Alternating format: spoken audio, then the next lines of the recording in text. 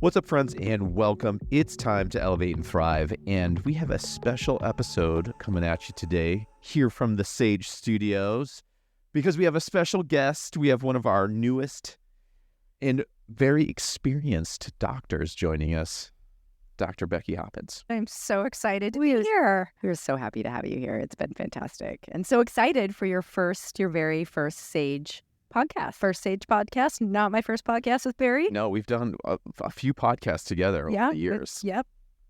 There's so many great things to talk about, and we're looking forward to many future fun conversations with you, Dr. Becky, on all kinds of insightful and amazing topics. But today we wanted to spend a little bit of time on seasonal affective disorder because it is the seasonal change is upon us. 'Tis the season. It is the season for sad. For sad.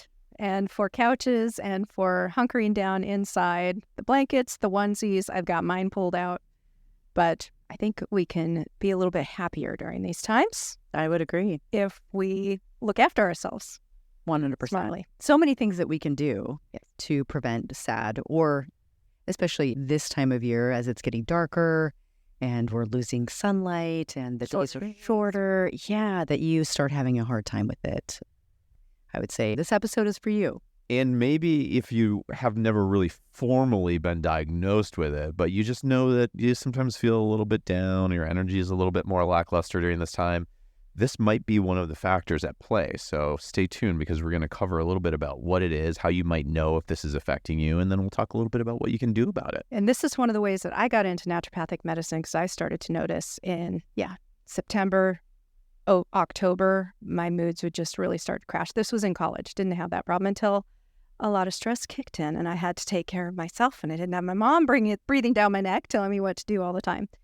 Stress plays a major role. Yeah. Was that here in the Pacific Northwest? I had come up to go to Northwest College in Kirkland. Isn't that interesting? Mm-hmm. Yeah. I'm from Texas, not used to this huge shift. Or wasn't when I moved here. I was used to full sunshine. Really, even through Christmas, you could wear shorts many times. Say if you're a transplant and you're used to sun, I think it can hit you harder versus if you've grown up with this and it's just a standard, it's dark again. And I think you probably have this too. I have some patients that love it. Yeah. I love the cold and the dark. And Like the vampires. Yeah, there are vampires, etc. Hot chocolate. Yeah. Yeah. But outside it's raining. So those are the weirdos. That I'm just kidding.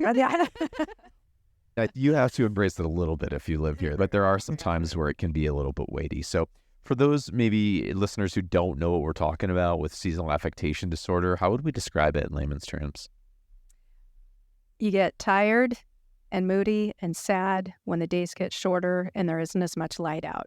So and it can be a really full, deep depression, like lack of motivation, the whole thing without any other obvious sign. For some people, it's more mild. They're fine. And then the sun comes out and they just light right up. And it's, wow, I feel so much better. My energy's through the roof. And it's just immediate with that light change. So it can be pretty dramatic for Very dramatic. some folks. Yeah. And I mean, I love that you made that point that actually it is sad. We like to think of it as, you just need more light. But actually, it is a very real form of depression. It is. With all of the severity of a major depression where you have lack of motivation, you're spending a lot of time alone or inside, you don't want to make plans, you don't want to reach out, you feel very isolated, you feel alone.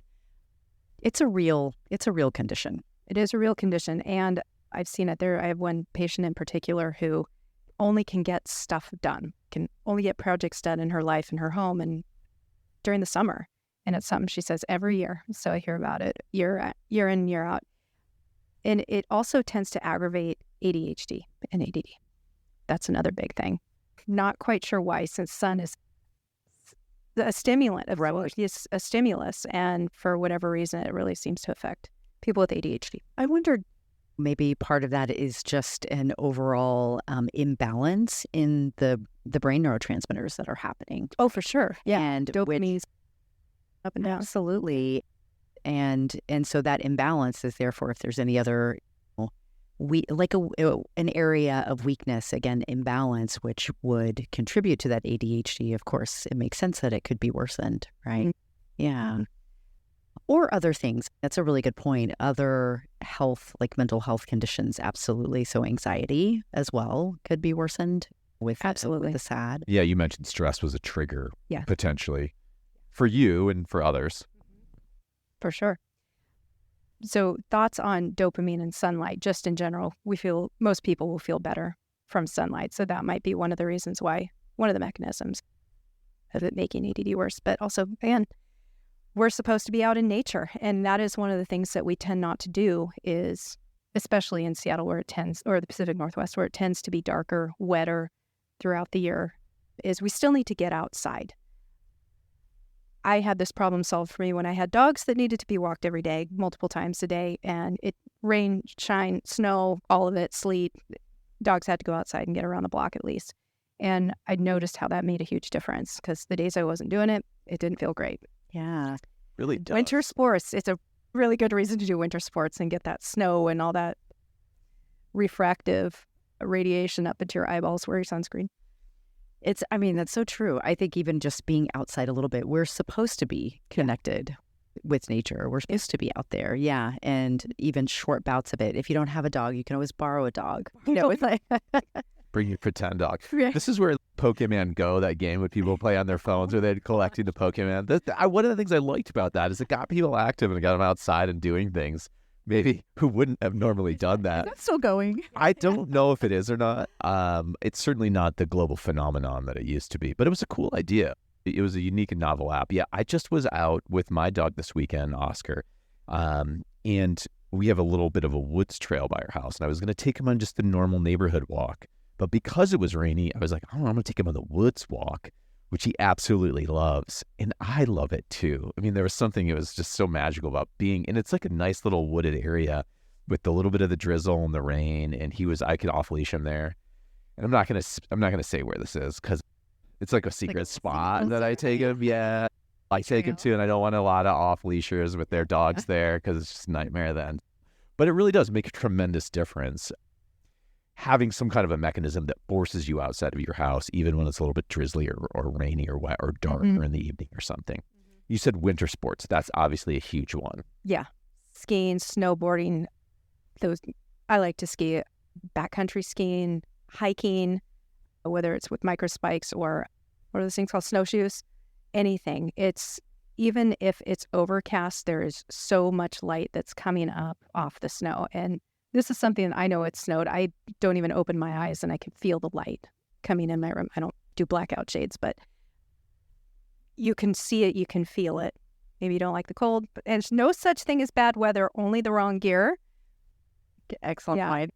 There's no really good excuse, Okay, now if you have cold asthma from exposure to cold air, then when you call us, we can fix that so you can be outside. So I love that. And sometimes people, they don't have the motivation to do that. So that's where I think you incorporate other people that are going to help you. So you get your accountability buddy that calls you up and says, okay, we're going to walk 3 days a week, right? We're going to go out into the mountains. We're going to go. And if you're not a hardcore sports person, like Dr. Becky here in the winter skiing, and you can also just act. Yeah. No, that's a compliment. They were like, yeah. You can do simple hikes and simple snowshoes, actually. And there are organizations like the Mountaineers that people can join. That say, if you're like, I don't have any buddies that like to hike, you can join in. They actually have singles groups where you could just say, hey, I'm a single person today out on a hike. I want to join in with a group of other people that I can hang with and that are safe and it's guided. And so there are organizations that do that. Yes, there are a ton of Facebook groups, like just every flavor and size that you could possibly imagine. So that's where I found a lot of my adventure partners. Of course, my primary one is Dr. Annie Armstrong from Head to Toe Clinic. But yeah, I found all sorts of people through Facebook groups. And a lot of people are actually not that outgoing. So it's easy to connect with people because you can vet them just a little bit. And yeah, you can meet people in group settings. So that's if you have not the wherewithal, but you have the physicality to go do something like that. If not, if it's just walking, there are lots of city parks with trails in the Seattle area. So there's lots of green spaces to do stuff like that. But yeah, just get out and go spy on your neighbors. I feel like I know everything that happens in my neighborhood. I notice everything. I'm like, oh, that's a new car. They got a new car over there. Oh, look at that cute Halloween decoration. It's I didn't see that last year. I was like, that's like they put an extra spider up this year. It's so exciting. Like I know everything about the neighborhood, literally everything. Sometimes with motivation to do physical stuff, sometimes it's a little bit of a chicken or an egg, because sometimes we say once you get moving, it feels so much better. It feels so much better. But then the person's, I just do not. I can't get myself there. Let's talk about some of the other therapies, maybe some of the other interventions, some of the other techniques or tips that we would give for a person that isn't around movement related stuff, other things that they could do maybe to combat that, maybe get them in a spot where they feel like they could move more. Dr. Ye, I'm going to let you take this away. Yeah. I've got some ideas. Yeah. I think probably if you look up SAD, one of the first things that's going to come up as a therapy is a light box, right? So that's number one. The key thing that I would say here is that it has to be at a minimum of 10,000 lux. And these days, now that a lot of the research is out there, it's harder to find one that's like a 5,000 or less than a 10,000, but they're still out there and they're enticing because they're cheaper, right? But luckily the price on those has come down. And so they used to be in the 400s to 500s, and now they're like 100 on Amazon, which is great. So nice. Yeah, so LUX. Happy light. So they're the opposite, right? A happy light. And you want to really, if you can keep that on and around you just throughout the day, and that might be at your computer station, your desk, if that's where you're at. If not, put it in a place where maybe just where you're eating lunch, if you're the person that's active and you're not sitting at a desk all the time, or where dinner we probably don't want to do that just because it's already getting later. Stimulate Excuse yourself. me, everybody. Make way for my lamp at the dinner table. Move over. I got to put my lamp next to me at the dinner table. Blinded. I know. It does take a little bit to get used to it. So ideally, you'd put it in your workstation. Ideally, it's the workstation. Morning time is really important. And I used to sit under one of those things when I was studying math to get into medical school, and I would get sunburned from that thing. So you still want to wear a little bit. You had a different one. A lot of them don't do that, but the combo one. That's where the things were regulated. You were like toasting your eyeballs at that time. It used to be that it was like 30 minutes, like at 6 a.m, regardless of how tired you were. It seemed a little bit barbaric to me, the way that this was being used on people, because back in the day in assisted living homes and stuff like that, it's like, come on, just let these people sleep. Why can't it wait until 10 in the morning? Adrenal fatigue. This is a big one.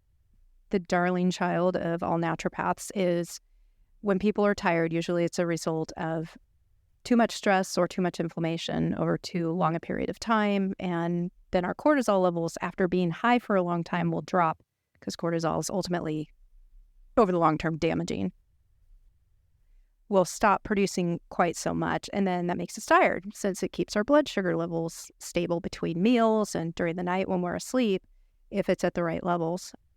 So adrenal support can always be helpful, and that's another motivation thing. If somebody just doesn't have the energy, they can't wake up, they can't get to sleep, they can't stay asleep, addressing the adrenals can get the energy back, and enough energy that it starts to give them a little bit of a push. Yeah. And we know that, of course, when we have a lower cortisol level throughout the day, because there is that inverse relationship with melatonin. So if cortisol, that adrenal fatigue is happening throughout the day, you don't get that nice drop and spike of that melatonin as well. So you're adrenally deficient, you're likely going to have melatonin deficiency as well, which is also going to mess with your sleep, which then contributes to low mood also. Yeah, and melatonin is a funny thing. I remember hearing about this in school, and I've only experienced it in practice once or twice, is melatonin can potentially exacerbate depression. And I did see this once in a patient, and it was really marked. Definitely something as a practitioner or as a patient, something to talk to your practitioner about if you're doing a lot of melatonin, at least to bring it up. So much of what we see is that as we're talking through different therapies and different ideas or interventions, these are a one-size-fit-all approach, right? So it's like some of these, it's not like do every single thing we talk about it's like oftentimes there's a little bit of that personalized plan in place to understand what do you really need and Where are you deficient? For instance, we could have a hormonal imbalance kind of thing going on. We could also have some real nutrient imbalances going on. We might need to take a look at the baseline nutrition and say, hey, from a food standpoint, what are you putting in your body? Because we know that, of course, that is one of those fundamentals, and we all know how important it is, but that doesn't necessarily mean we're acting on that knowledge. And so oftentimes we have to take a look at the food piece. Yeah. I think we know that anytime have better nutrition, better whole foods, we're just going to feel better. We're going to have more energy. And then there's more, we call them nutrient cofactors, but the things that help our body make the brain neurotransmitters to have them balanced. So if you are eating fast food, if you're really looking at your food and you're thinking, you're like, actually, a lot of this is processed and there's a lot of sugar, there's a lot of alcohol, and these are all pretty nutrient deficient, 100%, that's definitely an area I would say that has to be addressed, right? Yep. And specifically with moods, what we think of as serotonin as being one of those major neurotransmitters for moods, for happy versus sad. They're different than dopamine, which is more like feel good. That's a different part of the equation. But specifically, we have to be eating tryptophan in order to make 5-hydroxytryptophan in order to make serotonin. And then we make melatonin from that. And the enzyme between 5-HTP and serotonin requires vitamin D. So that's part of the reason why the sun is great. And there's a couple unicorns. I'd say 1, 2, 3, 4% of my patients, when they take vitamin D, their energy and their moods go up. So it's worth it. Got to get vitamin D levels, doses dialed in because it's different. Some people can take 2,000 units and they'll be at these optimal levels. I have a patient I'm literally giving 20,000 units a day right now because that's what it's taking to bring those levels up. So it's going to be somewhere between there. For people in the Pacific Northwest, that part's important. The other part, and this is something I learned just a few years ago, is iron. We need iron in order to turn that tryptophan into 5-HTP. There's an enzyme that requires it as a cofactor. And I didn't understand when people were saying, women on their period saying, I take iron for a few days and I feel great again. Well, maybe that's a placebo effect, or maybe it's B12 in there. But it doesn't work that way to make red blood cells because that takes a couple of months. But the neurological effects of iron can be nearly immediate for that and for also making the catecholamine. So that's dopamine. That's your motivation, focus, and drive. Dopamine, norepinephrine, epinephrine, noradrenaline, and adrenaline for the rest of you who everybody knows what that is. Yeah. Protein, I love that. Vitamin D. Yeah. Yeah. That's so all things that we can actually measure. And this can all be done just even through our basic lab. So we can measure your serotonin, dopamine, epinephrine, norepinephrine, iron, of course, vitamin D, amino acids. We can do that too. A lot of this stuff, we don't have to guess. We don't have to guess if you're deficient. Of course, we don't want to take iron if we don't need it, right? Right. So it can be a pro-oxidant. Yeah. And we are chronically deficient here in vitamin D. Yeah. Everything Dr. Becky said, absolutely, we should address it. It's all part of the plan, or just the way that we should start addressing it. I think you bring up a great point when we've talked about this on other shows, which is the testing. But again, figuring out for you in particular what's going on, and then we can figure it out. And that's why reading a blog, let's say from Dr. Axe or somebody that's great and helpful, it's a nice written blog with 7 great tips, can be eye-opening, and it can give you things to think about, but it doesn't necessarily give you that individualized path that you need to walk out with support, with a team, with the right kinds of resources at the right time to get you feeling how you really want to feel. And that's ultimately what we're about. Yeah. So that's absolutely well said. The personalized plan, that's where we shine, right? And Dr. Becky, being our newest doctor of our team, again, definitely super experienced, not new. Yeah, and as you can tell from, as you can tell, like you have a very analytical, process-oriented kind of approach to understanding what's going on and what are the gaps. And sometimes those small levers swing big doors, right? So sometimes small little things, little nutrient deficiencies or, right, neurotransmitter imbalances that it might be very small, and very particular to a person can have a pretty big impact on how they're feeling and what the quality of their life looks like. Yeah, absolutely. Yeah, just and eat like eating and feeding in general. I see a lot of people do things like intermittent fasting. That's great for some people, but if you have an adrenal dysfunction, it's going to exacerbate it. Depends on what you're doing it for. I tell my patients, if you've got these list of adrenal dysfunction symptoms, don't intermittent fast. Not for now. We can figure out a workaround to get you to the goals that you're doing.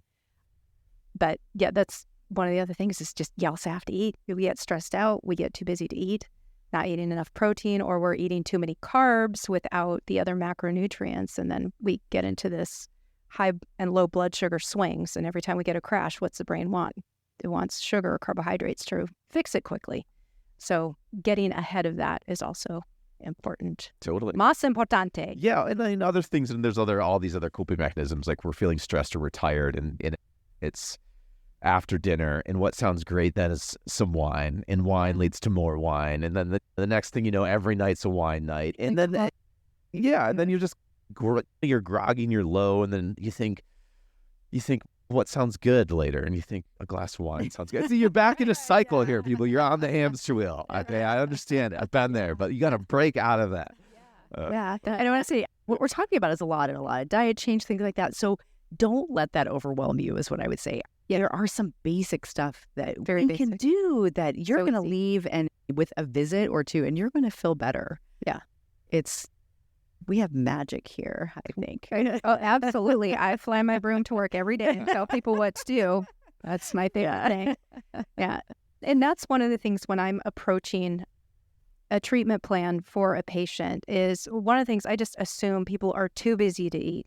And so the strategies are to make it very simple. There's short mantras to remember to do these things. And they say they hear me in their ear when they're eating or when they're not.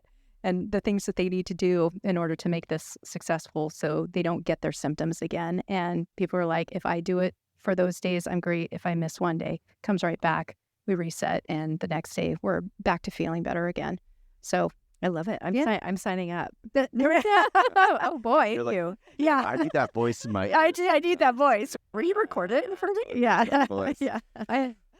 Well, no, this is great. And then like anything, this is a topic that can be sometimes pretty straightforward, sometimes can be really complicated. If you're listening to this and you've been following along, having fun with us today, but this is something that you know you're dealing with or somebody that you know in your family you're dealing with, by all means, come in and see us. We're here to help.